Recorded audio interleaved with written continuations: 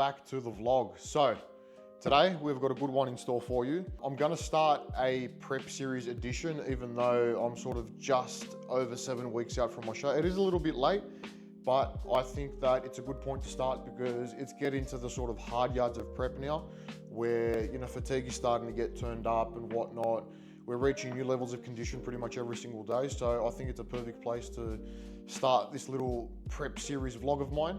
And I thought I'd kick it off with a bit of what I do in the process to get ready to go to the gym. Today I will be taking you guys through a full leg day, so you will get to see that at Metroflex gym in Sydney, Australia. So I'm really excited for that one. I'll be bringing along my brother Nick as well, who will be training with me.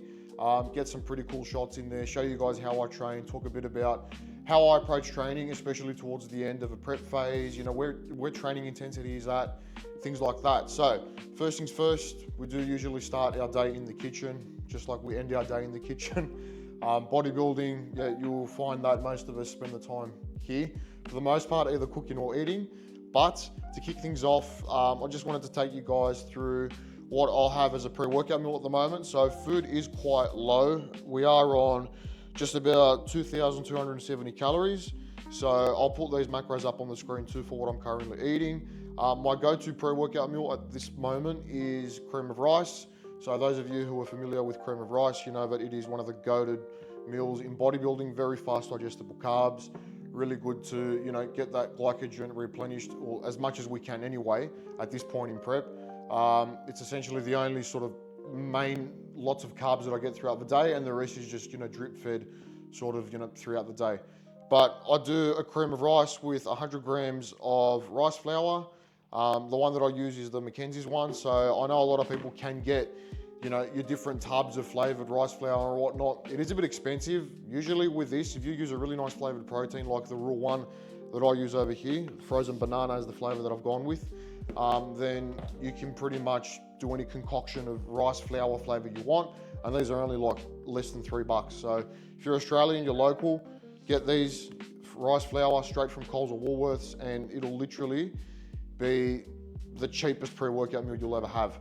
Throw in your toppings of choice. I usually go with berry, stuff like that. But anyway, that'll be the pre-workout meal, so we might start getting that made up actually while we go through the rest of this. I always do it with boiling water. Everyone's got their own ways of doing cream of rice. I find that if you boil the water, pour it on top of your mixture, and then go in the microwave maybe once or twice, however long it needs, then you're pretty much good to go. Other people just like to do it with plain cold water. I can't be stuffed for that. So yeah, we're just gonna do it the traditional way that I know, and then we will get our stuff ready. I do have a dedicated cream of rice bowl. So this is my little glass Pyrex container that I like to use for my cream of rice. And we can't be 1 gram on top because we're in prep and that's an issue. So always in prep, weigh things to the gram, because when you work so hard for something, the last thing you want to know, or the last thing you want to experience is, oh, what if I could have done this a little bit better? Stuff like weighing your food is, it should be pretty standard now, especially if you're a bodybuilder.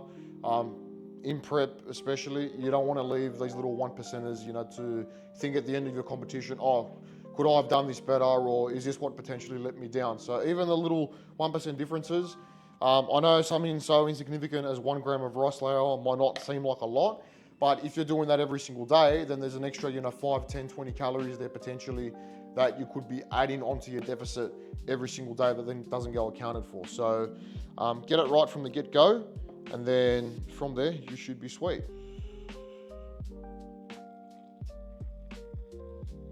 Always 5-to-1 ratio, cream of rice to water. People like to do different consistencies, but I find that this is the best ratio. It'll give you that sort of, creamy cake batter-like consistency, which in my opinion is the best, and it helps it volumize nicely as well. Right, and essentially now that that's done, our cream of rice has been whisked together. We're just gonna throw this in the microwave.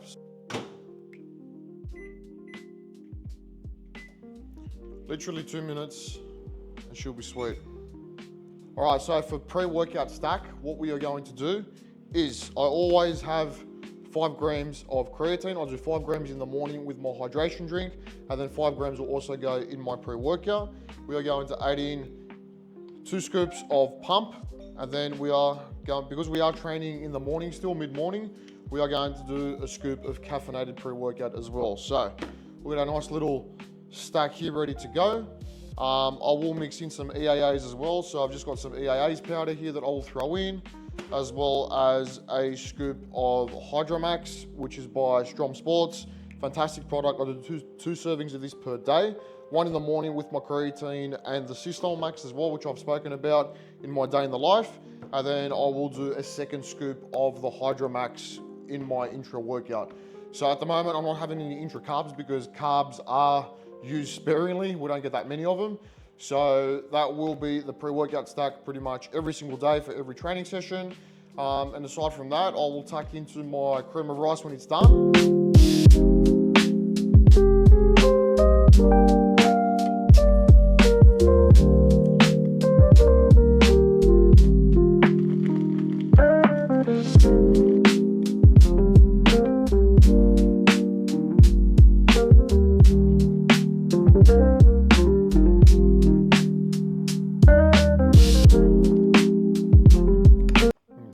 Honestly, this is the best thing in the world. I will never get sick of this meal. Anyway, I'm gonna tuck in, get my subs ready, and we'll see you guys at the gym. All right, we have arrived at the Mecca Metroflex gym in Sydney. This is probably what I would call the self-proclaimed bodybuilding Mecca in Sydney, if not Australia. And you'll see why as soon as we walk inside. The vibes in here are just absolutely sick. This is why I've chosen to prep in this gym. If you are someone that is visiting Sydney, you're from the US or from the UK, wherever you are that enjoys your lifting, bodybuilding enthusiasm, this place is definitely on the bucket list for that. So make sure you come down and visit us here at Metroflex if you do get the chance to. And yeah, as I said, we are training legs. So we just finished up our pre-workout. The caffeine should be kicking in very soon. And let's get it.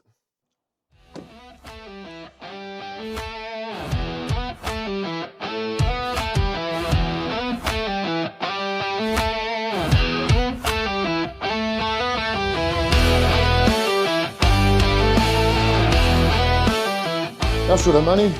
Hi George, how you going? Hi, Kalai sir. Kalai, we're just recording for YouTube. Is that alright? Good. Man. What's happening? Kalai, See you boys. in there. Kalai sir. Yeah, come on, you. Alright, good man. Nice Very to good. meet you guys getting a channel together. Yeah, I just going to start my YouTube channel. I've given you guys a shout out actually, so yeah, telling everyone to come visit. Yeah, well, it's always a pleasure to have Nick and George in the gym. You know, they're good guys and they love what they do, and you know they bring a lot to the sport. You know, I love their posts. They do great videos, and it's good to have them as part of the family here. They're just good guys, good to talk to, good energy about them.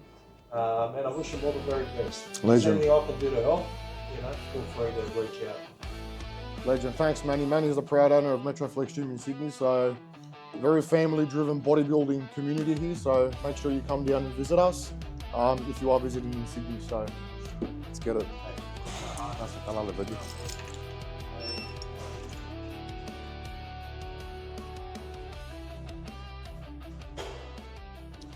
Alright, so first order of business, I'll just run you quickly through what my leg day program looks like at the moment, just over 7 weeks out.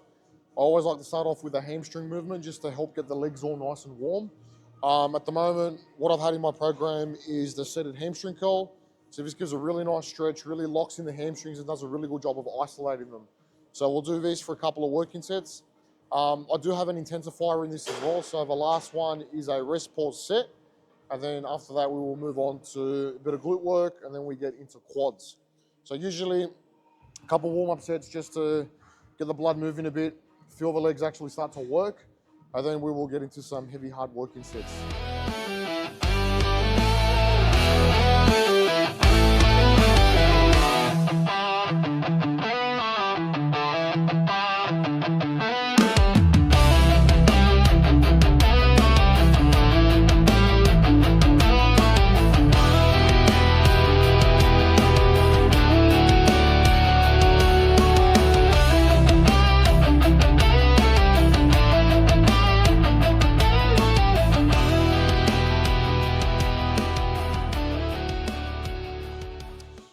So the goal of warming up, when we're doing any sort of warm-ups, you don't want to actually cause too much fatigue in these warm-up sets.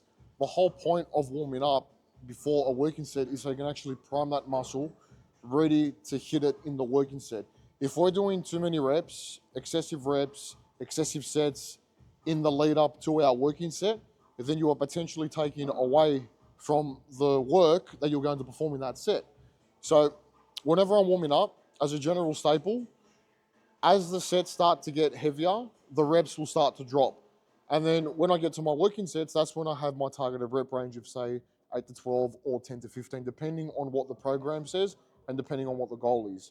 So at the moment, I'm literally just taking it easy, doing, between 8 to 10 reps. I've just gone a little bit heavier on the next warm up. So we'll be looking at, that 6 to 8, and then probably 2 to 4. And then I'll do a final warm up set of maybe 1 to 2 reps when I'm almost at my working weight, and then it's time to work. So the biggest thing is keeping form standardized across warm-up sets into working sets. So as you'll notice, I'm not going to speed up my form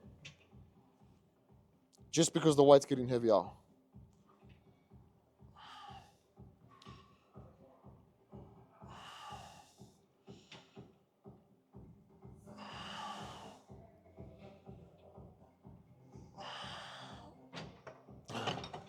And that's pretty much it.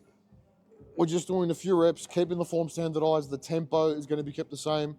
And the exact same way that warm-up set just looked like is how my working set is going to look like. If the weight starts getting too heavy for you and your form starts to drop, or you're using momentum from your hips or your lower back, then it means that weight is too heavy. With bodybuilding, the goal is to try and cause as much contraction in that muscle tissue as possible, along with emphasizing that nice stretch. That's how we cause the muscle to grow. That's how we cause hypertrophy to occur.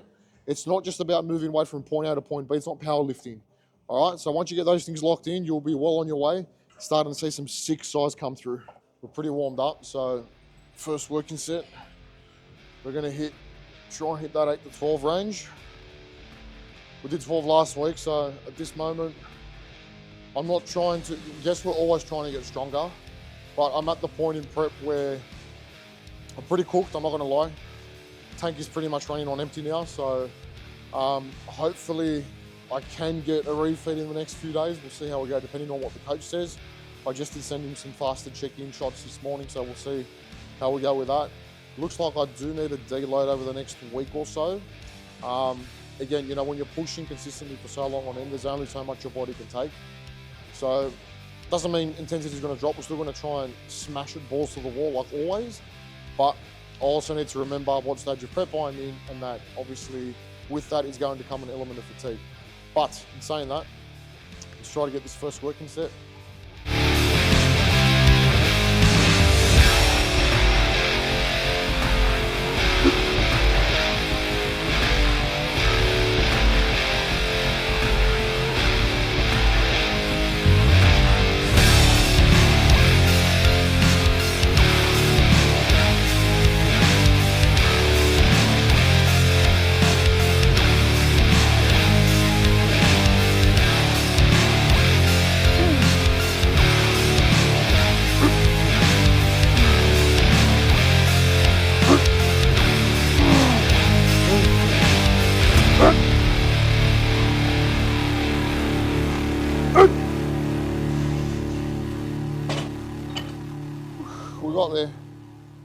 We got there.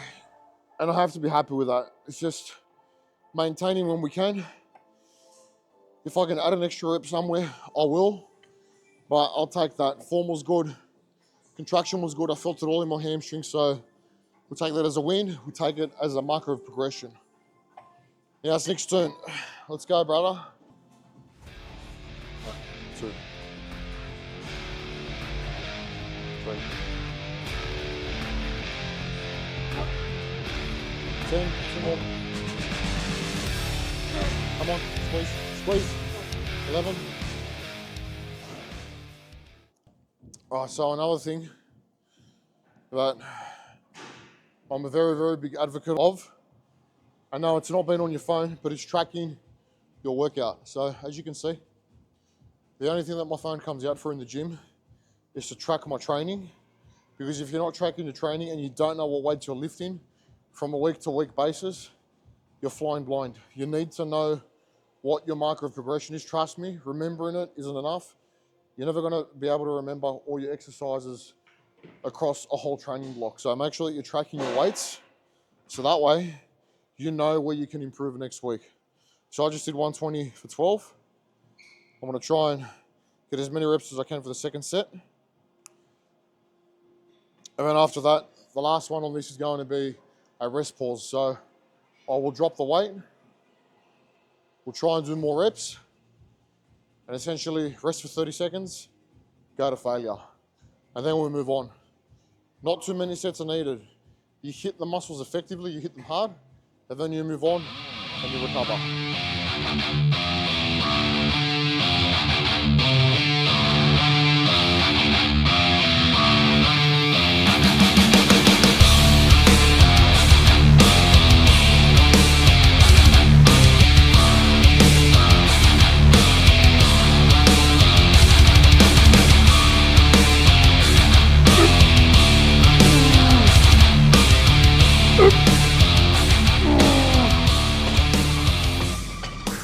So moving on to some Smith machine hip thrusts now.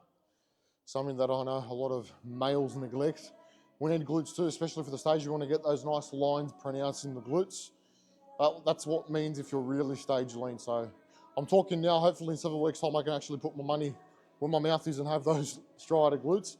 But these definitely help. So the way I like to set it up is obviously you need your bitch pad, because once you start loading this up, it will get very heavy on your pelvic bones.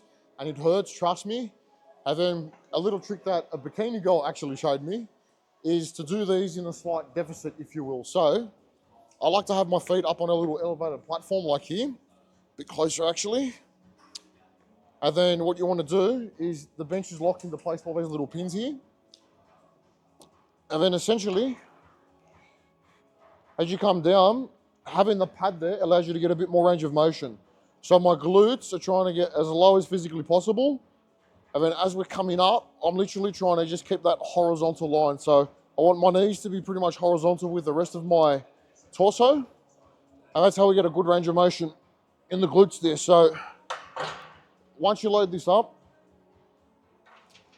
it does hurt a lot, which is good. But I found it to be really effective. And I much prefer the Smith machine to a conventional sort of, hip thrust machine, just because again, that range of motion and the fact that I'm able to load it up so much, really get that good squeeze and contraction in the glutes. So yeah, this has been a staple for pretty much the whole of prep now. We'll see how much we can load it up with, and just like we did before, we're always pushing to failure. Intensity over everything. Block the fact out that we're in a deficit, block the fact out that we're tired. Who gives a shit? We're here to progress and to get strong, always.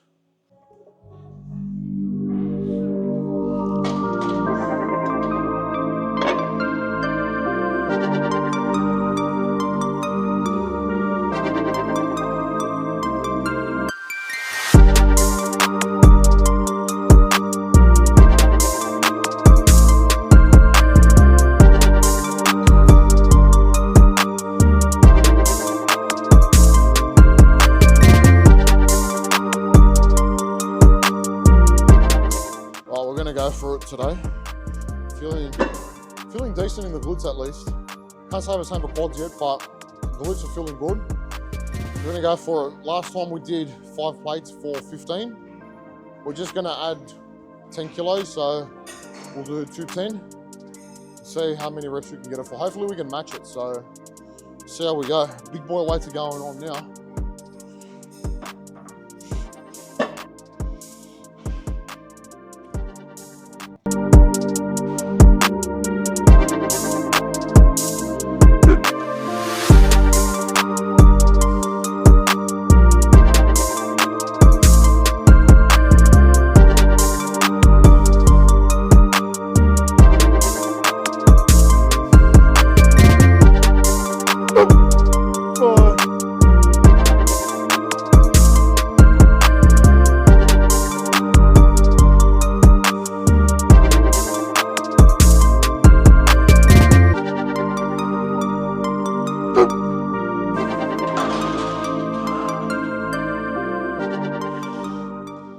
All right, so moving on now, just going to hit some quads.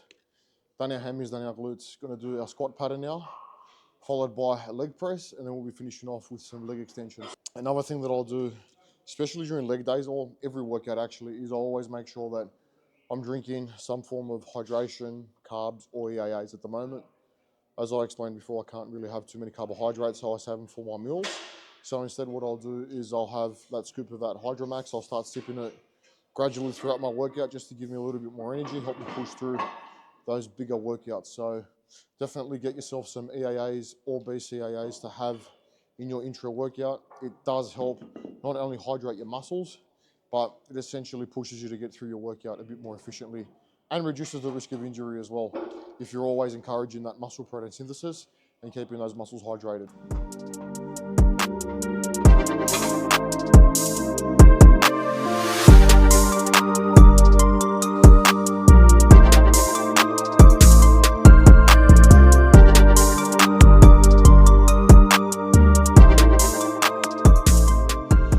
You know, stuff's going to get heavy when we start putting the accessory supports on.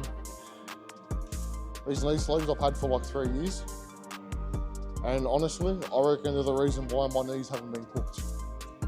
They do a good job.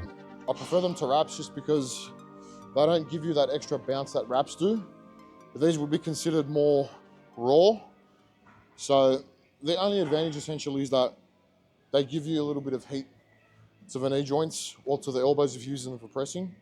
So when we start to get a little bit heavy like we are now, I'll just throw them on just to ensure that stability and that heat is there, just to, especially in winter in Sydney because it's cold, which is why we're still covered up. Yeah, being 7 weeks out, you don't want to increase the risk of injury. So where you can, use prophylactics, whether it's in the form of accessories or supplementation, just to try and keep the joints and the body as healthy as possible.